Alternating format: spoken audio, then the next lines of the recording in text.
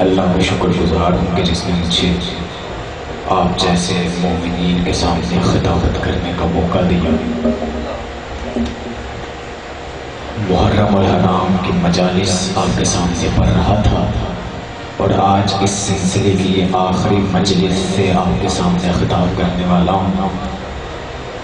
میں یہ معافی سمجھ کر یہ بات کہنا ضروری سمجھتا ہوں کہ اگر میرے محرم کی مجالس کے سلسلے میں یا خطابت کے سلسلے میں کسی مومن بھائی کی دل آزاری ہوئی ہو یا میرے الفاظ غلطی سے یا میرے منہ سے کچھ ایسا الفاظ نکل گیا ہو کہ جس سے کسی کا دل دکھا ہو تو میں معذرت چاہتا ہوں، کیونکہ یہ چیز میں ضروری سمجھتا ہوں کہ میرے دل میں یہ تسلی رہے گی کہ میں جہاں پڑھ کر آیا ہوں وہاں مومن مجھ سے ناراض نہیں ہے.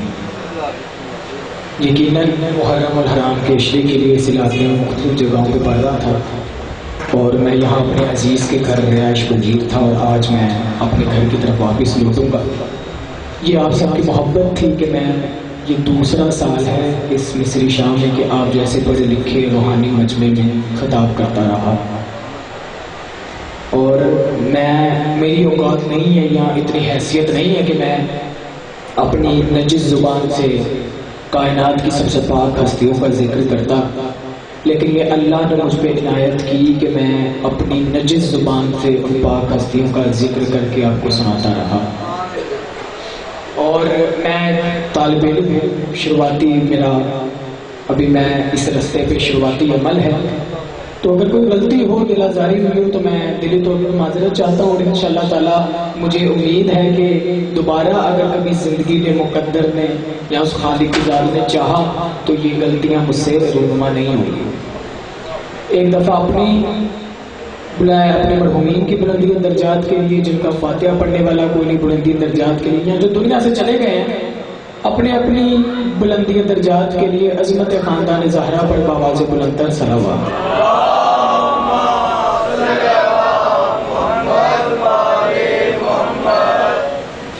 محرم الحرام کے عشرے کے لیے میں نے قرآن کی ایک چھوٹی سی آیت کو سرنامہ کلام بنایا اور یقیناً قرآن سے بہترین سہارا کسی خطیب کے لیے نہیں ہوتا. قرآن پوری کائنات کے لیے سہارا ہے، چاہے وہ خطیب ہو، عالم ہو، عام مومن ہو، عزادار ہو، کوئی بھی ہو. قرآن وہ سہارا ہے جو انسان کو نہ دنیا میں ڈوبنے دیتا ہے نہ آخرت میں ڈوبنے دیتا ہے. سلام علیکم. یہیں پر کہتا چلو مولا علی نے کہا قرآن ایسا گہرا سمندر ہے. توجہ کیجئے گا, آپ کے مولا علی کہہ رہے ہیں قرآن ایسا گہرا سمندر ہے کہ جس کی تہ تک کوئی جا نہیں سکتا, جس کی تہ تک کوئی جا نہیں سکتا. قرآن ایسا گہرا سمندر ہے جس کی تہ تک کوئی جا نہیں سکتا. اور قرآن اپنے پڑھنے والے کو اتنی عزت دیتا ہے, اتنی عزت دیتا ہے کہ وہ انسان دنیا چھوڑ دے گا لیکن اس قرآن کو نہیں چھوڑے.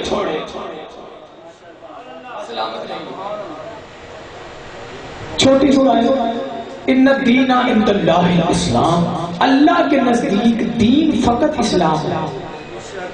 یاد رکھیے اللہ نے انسان کو شکر ادا کرنا چاہیے. اللہ نے ہمیں انسان بنا کے کائنات میں پیدا کیا اور شکر ادا کرنا چاہیے اللہ نے اس گھر میں پیدا کیا کہ جہاں پہ اس خالق کو سجدہ ہوتا.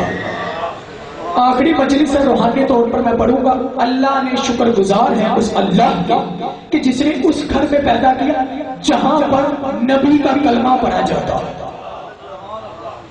جہاں پر اہل بیت کو مانا جاتا, اس گھر میں پیدا کیا. اب سنیے, بالکل توجہ سے سنیے گا, بہت قیمتی الفاظ. انسان کو اللہ نے انسانی شکل تو دی ہے لیکن انسان یہاں آ کے بنتا ہے. جو لفظوں کی قدر جانتے ہیں